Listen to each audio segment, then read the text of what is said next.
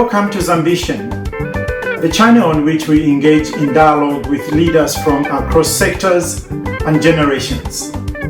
For Zambition, the term leader does not only refer to those in high-ranking positions. It includes everyone who is seeking to make a difference in society.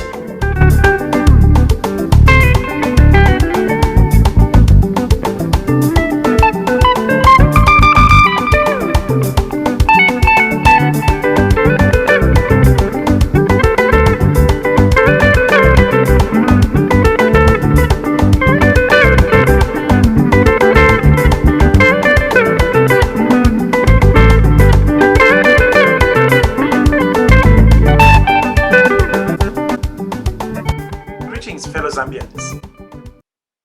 Today, we are going to be in dialogue with someone whose courage, whose ability to communicate what they think and feel is simply admirable. His name is Fumbachama, popularly and fondly known as Pilato.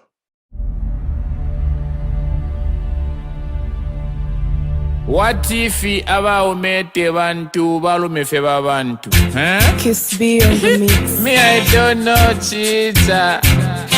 What if finally just as if finally naka fifi no kutampa bifi, Pilato was born and raised on the Copper Belt and began his career as a poet.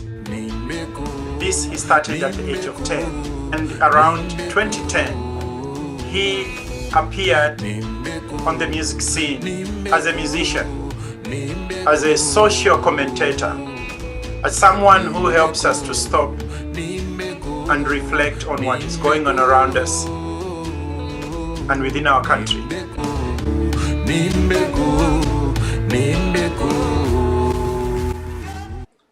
Pilato, welcome to Zambition. Thank you very much. I'm very excited to be on this program, and I'm looking forward to an exciting and insightful discussion.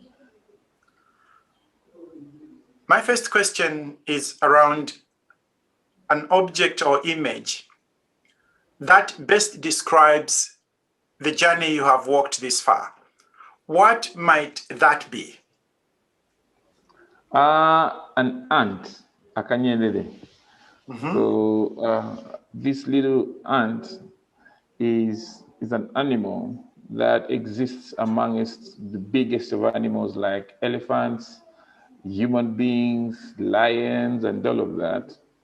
And it still survives the jungle innocently, and it still exists among these biggest animals.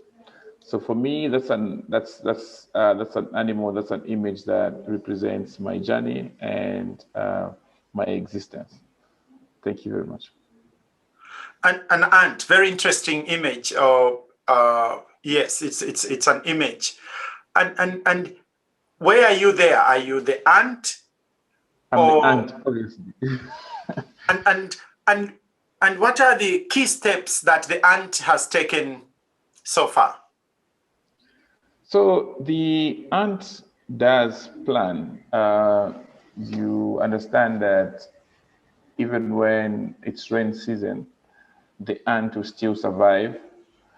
Even when it cannot have an investment or it cannot go hunting like the lion does, the ant will still have its meal, a share of its meal somewhere, somehow. So for me, as a human being and a member of society in Zambia, I always look at myself as this little member or just a small element of society that has to survive, even in a community where the most powerful will have to survive as well. So the powerful will have to fight, the powerful will have to kill, the powerful will have to imprison for them to survive. But as an ant itself doesn't have to do any of those things, but it will survive the journey. And at the end of the day, it will still eat, it will still sleep, it will still wake up the following day, and the journey continues. So that for me is a clear representation of my life. I find myself in a situation where I cannot fight with the people that have political power. I cannot confront, even with my reasoning, with people that take so much away from us without fear of being arrested or attacked and all of that. But even despite all of that, we tend to survive, and here we are today. So for me, that's my share of the ant characteristic in me. Thank you very much. My next question is, what are the 2 to 3 most formative experiences in your life that somehow got you to where you are today? Maybe you could start with your family background. Let us into all that has shaped you into the person whose work, messages we are enjoying today. Okay, so I'll start from the time I was about 16 years old, and we were in Ndola, and my father died. So when my father died, we remained with my mother, and with my father's death, we had lost almost everything. When my father was alive, he had some good business, he had some good job, and a good proportion of money for us to survive and live. But when he died, we had lost all of that. People from his family got away with a number of things, and my mother was depressed for years, for days, you know. So she could cry at night, and we were kids who didn't understand much of that. And a few months later, she just got sick. She died as well. But during that time, I learned that actually it doesn't matter how many people say they are closer to you. It doesn't matter who is closer to you. There are things that will hit you and hit you as an individual. There are things that you experience, and you experience them as an individual. During that time, I learned that it doesn't matter who was closer to me. Everything that I needed to experience as an individual, I had to experience them as an individual.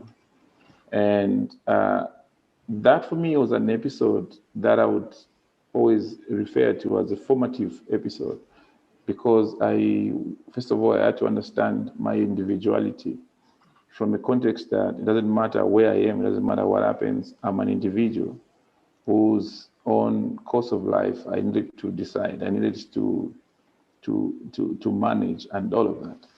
So that's one. The second one was when I started going to church as a teenager. That is after my parents' death and all of that. I started going to church, and I experienced the love, not just the love of God, as in it is written in scriptures and all of that, the love and support of the people around me. So it's a little paradoxical in that in the first episode, I learned that people didn't really care, you know. The second one was how people cared. The difference in the two scenarios is that the people that I expected to care in the first instance were not caring. In the second shot, the people that I didn't think had no reason to care for me and for my young brothers are the ones that came through and cared. So I think those two moments are were very impactful. And even to this day, my work is impacted by the kindness of so many of those people. I always try to ask myself, what is it that I can do to appreciate the kindness of so many people that came through at a time when nobody could have, nobody did. They came through. What can I do to repay that kind of kindness? So those two are the moments, are the formative episodes that and phases of my life that I always remember and impact my work today.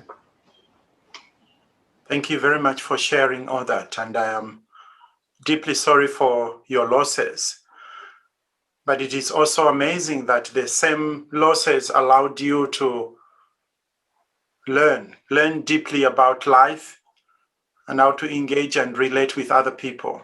I love the way you contrast that the people you expected to provide love and care did not, and the people you didn't expect to provide love and care, they did. Thank you very much for sharing that. And where did the name Pilato come from? You were born Fumbachama. Okay, so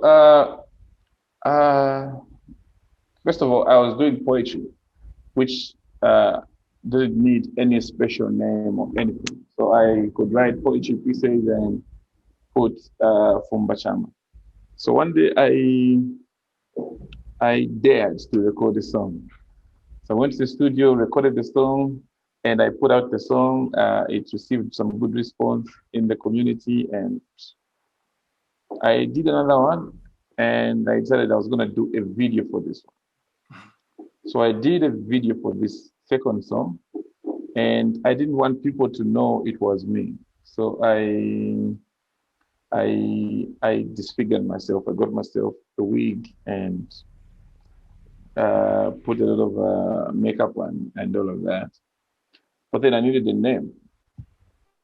And like I said, much of my work, much of my perception of life has been influenced by where I'm coming from. So I've always believed that there's so many people that need representation, so many voices that need amplification and all of that.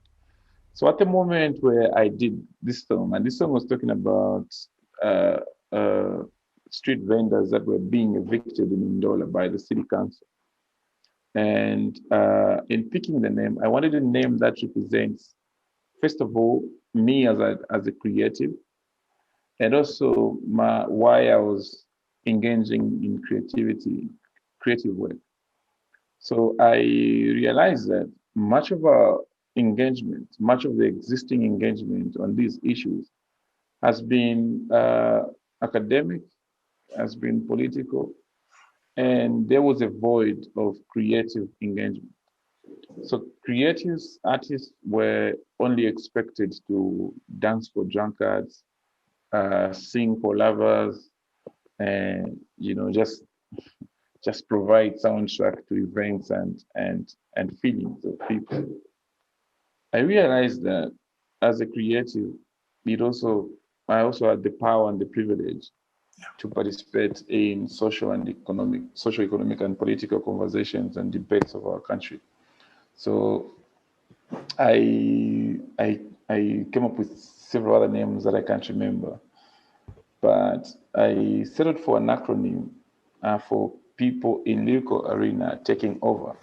I needed to reduce this to something that could easily be called out, and Pilato worked for me. People in lyrical arena taking over. So meaning creatives now getting the space. Fantastic. On that note, then I would like to ask you, what is your view on or of what is going on in our country currently?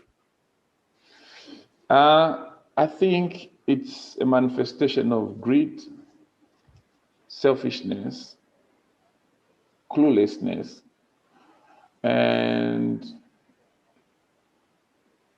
just criminals doing what they do best. How so? We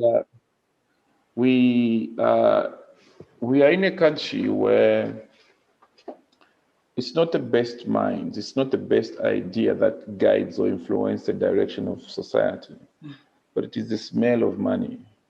And when you lift money that much, you attract criminals. So now we have criminals that are buying everything and everyone. We have criminals that do not understand even the basics of economics or the basics of governance or anything that matters. What guides them is how much money can we make from this? What that means is that everything is at stake, everything is for sale. Where we are now, even the humanity, your own humanity, is determined by how much you have, how much you can make. So we've run down healthcare system, we've run down our state coffers, we've borrowed money that we cannot even track. We have appointed leaders that are not even leading, like it's a total mess. But the reason is that instead of an ideological approach to leadership or anything that's based on ideas, we are guided by the need and the pursuit for money. And that's a problem. So we have leaders that are pursuing for more money without regard for what's at stake. They can kill you if that's the only way they can get money. So we are told now that they're giving us expired medicine, expired ARVs, expired condoms, and all of that. They don't care of anything. They just want to make the money. And so for me, I think it's criminals, criminality, carelessness, cluelessness, greed, and anything of that sort that has got us to where we are. You have a very strong voice in the country. Do you get the chance to be invited to share with the leaders that you are talking about now on what you, as a young artist with a lot of following, is thinking about? Do you get invited by these leaders you're referring to? So, first of all, I've not been invited. I was invited for one youth Indaba, which I turned down because I did not believe in the spirit that it was the Indaba was called. But also, I would also want to remind you that in a society where ideas are not meaningful, where ideas are not appreciated, they don't call people with ideas to a meeting. We're in a society where money is everything. So they call people with money, or some people that will lead them to more money, or people that can sell them something, or people that can sell themselves. I do not think I'm in a position that I can sell myself for anything. I do not think that they are interested in ideas or solutions that are ideal based.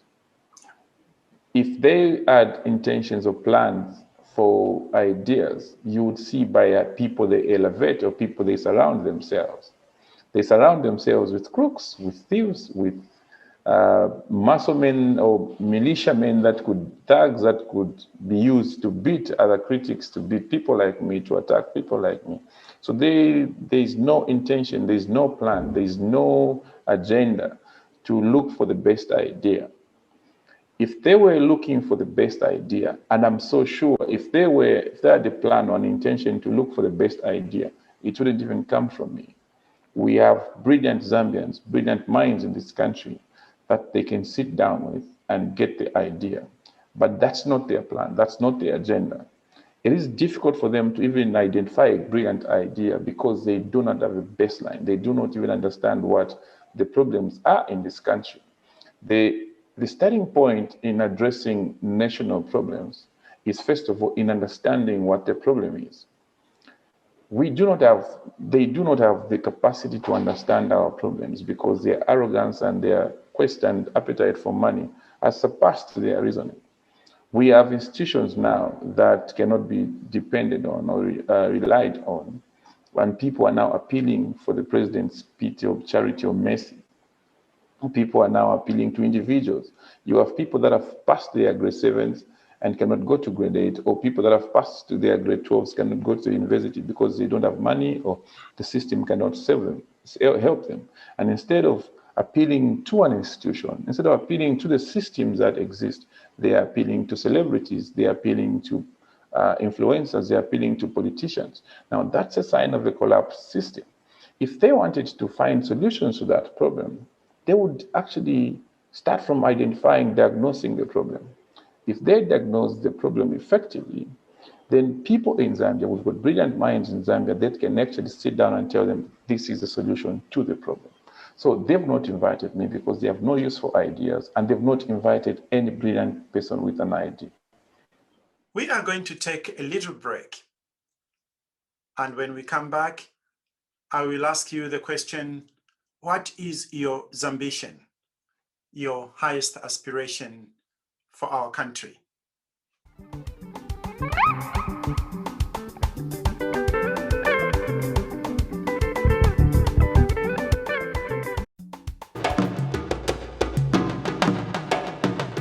Impact Hub Lusaka, a member of the Global Impact Hub Network, is transforming the way we learn and solve personal, organizational, and societal challenges. We do this in 3 key ways. We bring together entrepreneurs and the resources needed to activate and actualize intentions. Our process for learning enables entrepreneurs and organizations to activate their capacity for creativity and innovation. But most importantly, our physical space brings together emerging and aspiring entrepreneurs to learn together and share lessons on how to activate and transform their dreams into reality. As our name suggests, Impact Hub Lusaka, helping organizations and individuals to create impact.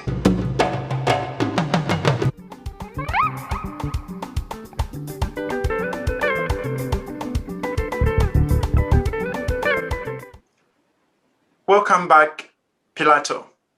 Thank you. What is your ambition? What is your highest aspiration for Zambia? My ambition, my aspiration for Zambia is that we create a society where the young people of this country will not seek to leave this country for their dreams to come true. We create an environment that will be conducive for its people to dream big and their dreams respected and their possibility of coming true a reality within this country. So we have resources enough that could help improve our situation. My aspiration, my ambition is that creating a society where the little that we have, if we can afford a 4-lane road in Lusaka, we should be able to afford a clinic in Shangombo. We should be able to afford a simple basic school in Chilubi Island. So then we can lift the living standards of our people, at least to an acceptable standard. We may not build roads everywhere, but let's build roads where it matters. We may not build 3-4-story schools everywhere, but let's give at least a child an access to a standard school where they can go find a teacher, sit on a desk, and acquire knowledge in a decent place. That's my simple and basic aspiration for a country like ours. What will it take to realize that aspiration? I think it starts from, first of all, prudent management of the public resources. We must understand that, first of all, as Zambians ourselves, we are complete human beings. We are complete human beings blessed with resources, blessed with the capabilities of utilizing these resources to the betterment of ourselves. Secondly, we must accept that we have needs as a people. So in addressing these needs, we must focus at the bottom, people at the bottom. Instead of getting the private jet for the president, why don't we go to the bottom and say, can we raise the bar for the people at the bottom? If we educate as many young people as possible for this country, it also means that we are expanding their opportunity base. We will have more young people aspiring for better conditions, for better opportunities, competing for better opportunities. it starts with education. It starts with educating as many young people as possible. If we educate as many people as possible, if we expend our resources in empowering our people, we will have our people pursuing opportunities, pursuing careers, businesses that could add meaning to our country. Instead of focusing on improving the lives of ministers or cadres and all of that, let us expend our energies and our resources on capacitating the people that we've left for so long. It is difficult for government to get billions of dollars or kwachas of taxes from the few people that have the opportunities now, the people that are working, the people that are doing businesses. But if we can broaden the tax base by empowering as many young people as possible, even if they were collecting one kwacha from each one of us, they would make so much money. So it starts from there. It starts from giving power to the people that we've taken power from. Thank you. What is the most courageous decision you have ever taken in your life? I think it's by the time I decided I was not a lesser human being to anything or any other person. The time I accepted that, first of all, I'm as good as anybody, and I have dreams that are valid, and I would not subject myself to mediocrity, and I would stand in my own courage and pursue that which is good for myself and for those around me. The time you decided that you were not less than any other person. Yes. And you speak very clearly and courageously. You sing very clearly and courageously. Where does that come from? I think it comes from clear thinking. Articulation is a reflection of somebody's thoughts. I do think that if I am able to articulate myself clearly, it's because I'm able to understand clearly, I'm able to think clearly. I think it comes from there. But also, a conviction is a basis, is a foundation of a lifestyle or anybody's life. I strongly believe that humanity in its entirety deserves dignity, is dignified. Life is life itself must be respected, must be defended.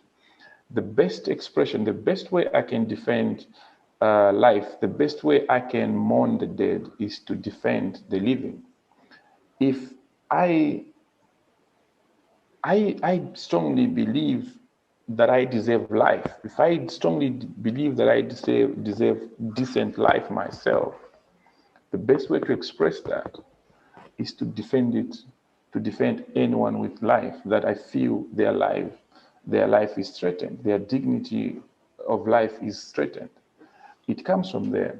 And because it is a conviction, it is not it's not an academic acquisition of knowledge. It is a conviction that I have that I can defend even at the middle of the night in my sleep. I would still tell you that human life doesn't matter who has it.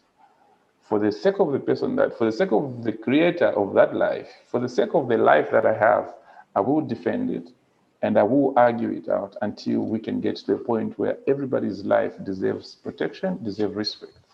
So it's out of conviction. I love the way you throw in these amazing nuggets of wisdom and insight. The best way to mourn the dead, you said, is to defend the living. Yes. Brilliant. My final question, Pilato, what is the most or the best piece of wisdom you have ever been given? What is the best piece of advice you have ever received? So the best piece of advice and of wisdom that I ever got was from my father. So I was very young, but I still remember most of the things. So one of the things he taught me was to respect people and respect the environment. Love and respect people and the environment. People and environment. Say more about environment. So if I love myself, if I love people, then I must love and protect the environment in which they exist in. I cannot pollute an environment. If you want to kill a rat, the first thing you do is pollute the environment in which this rat exists. If you want to kill mosquitoes, you pollute the environment in which this mosquito exists. If you want to kill people, you pollute the environment that these people exist. If I love people, I must defend and respect the environment. So anyone that pollutes the environment hates people. Anybody that damages the environment attacks and damages the people that live in this environment. So environmental protection and loving humanity, one thing. I know I promised that was the last question, but allow me to just ask the very, very last one. What would you say to this assertion I'm making? You are not simply a musician, an artist. You are also a philosopher. Listen to how you make layers and layers of deeper meaning to things that you notice. What would you say to that assertion? I believe in freedom of expression and holding of opinion. So it's a kind assertion that you make, and I do appreciate it. And thank you for that kind assertion. Pilato, thank you very much for gifting us with your wisdom on Zambition. Wishing you all the best. I wish you safety. I wish you continued courage. You are speaking out things that many of us don't have the courage to say.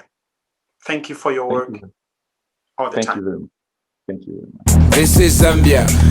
Nisemu na mafia. Our taxes higher. Our salary maya. To survive mu Zambia. Kusangu kakada.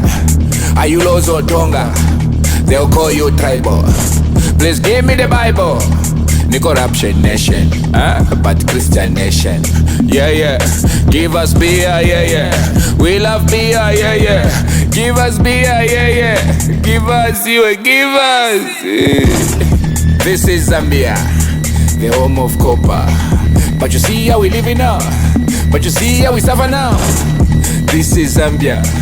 Education is not the key to success, but your political party. Having listened to the dialogue and followed my conversation with our guest, I now invite you to look at the drawing that emerged out of that dialogue. Take time to see the contours, the colors, the images that are reflected on the painting, on the drawing. And pay attention to what the drawing evokes in you. What are the feelings? What are the thoughts that are ignited by you looking at the painting? What thoughts does the painting generate in you with regard to your own leadership? What thoughts, feelings, and images does this painting evoke in you with regard to the future of our country? What else does this painting make you think and feel?